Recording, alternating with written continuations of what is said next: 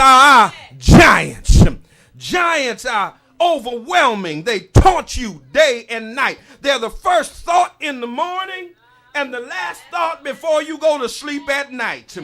Giants, real and imagined, create in us what I believe is the biggest giant of all, and that's the giant of fear.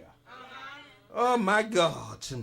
See, it wasn't simply the fact that the people of Canaan were big that caused the children of Israel to trip and stay in their tracks. It was the fear that stirred them up and stirred up the people's mind and caused them to want to stay on the other side of the Jordan and not to even attempt to go into the promised land.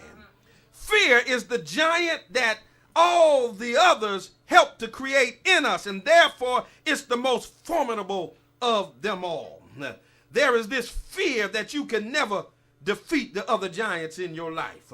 Never rise above them. Never be free of them. You will always be stuck in the rut that you're in right now. Never reach the place that God destined you to reach. We all live with some kind of fear.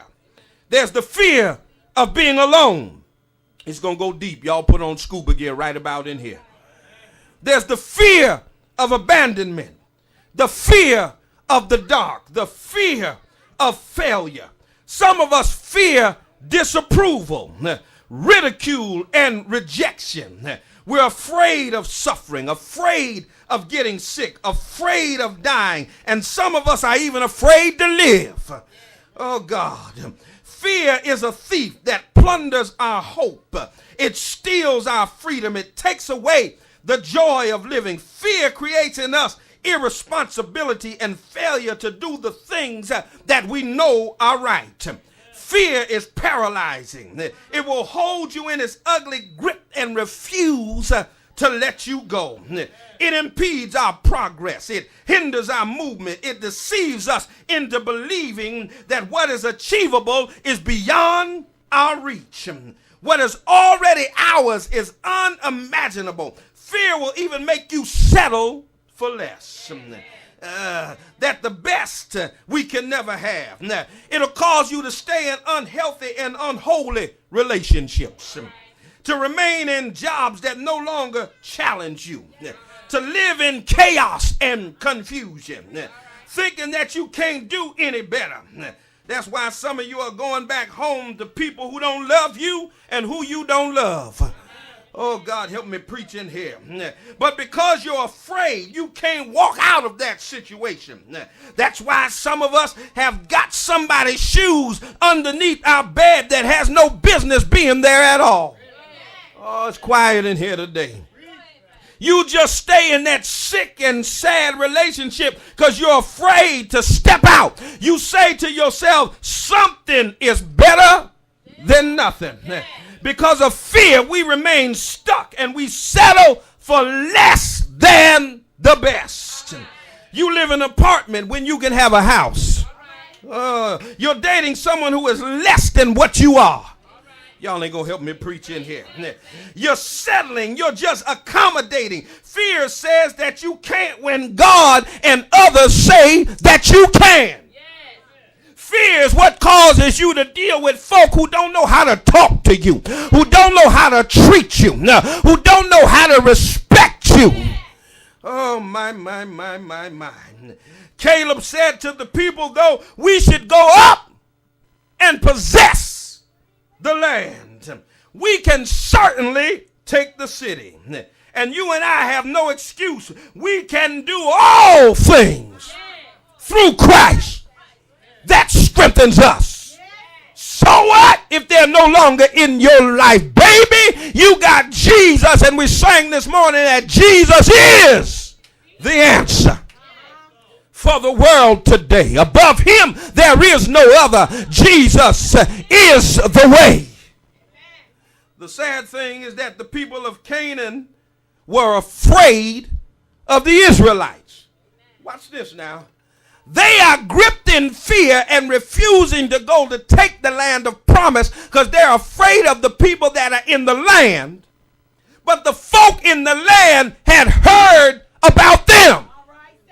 The folk in the land had heard about their God and was more afraid of them than they were of them. Come on, somebody. They didn't even mount a campaign against them. They never fired a shot. They never shot an arrow. They never attacked their enemy. And so here they were in the grip of fear against an enemy that never attacked them. Amen. And many of us are afraid of things that are only in our minds. Oh, God. Brothers and sisters, the things that you are running from sometimes are really running from you. They sang that old song and said the devil thought he had me, but I got away. I got a question. Why are you running from him? When the Bible said if you resist the devil, he'll run from you. It don't make no sense running from somebody that's afraid of you. Oh, God, help me preach in here. God had already proven himself to Israel.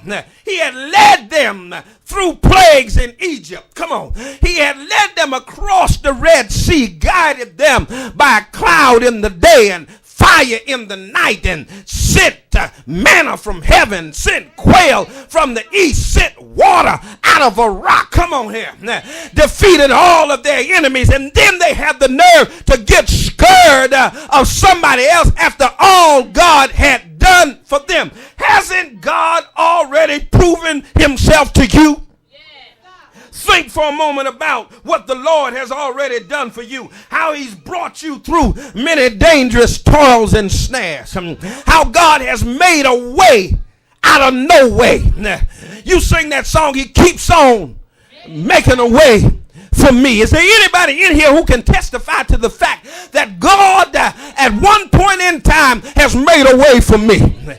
That God healed my body when the doctors gave me up. That God delivered me from debilitating habits that I thought I could never shake free. And after all God has done for you, you got the nerve to let some giant stand up and scare you when you got God on your side. Somebody said, if God be for us, who can be against us? Look at your neighbor and tell your neighbor, baby, God's got your back.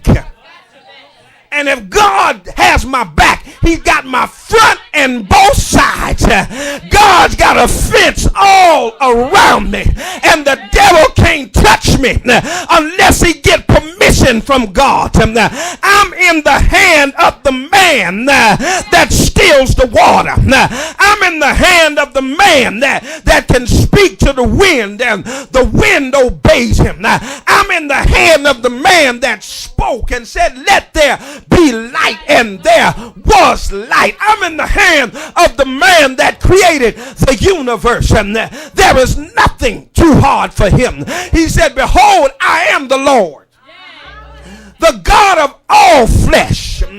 Is there anything too hard for God? But there was one thing that God would not do for them without their participation. They would have to face their own giants. The thing that was keeping them from claiming what was already theirs were the giants in the land. And I want to tell you, brothers and sisters, each and every one of us have to face our own giants.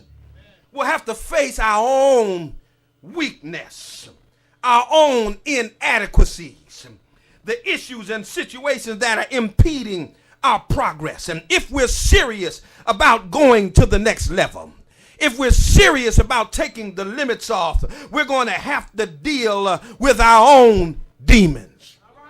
Here's where you need to put your scuba gear on, because it's going to go deep and I don't want you to drown right here. Oh, God. We need to confront our giants and stop running from them, pretending that they don't exist. In order to fix it, you gotta face it.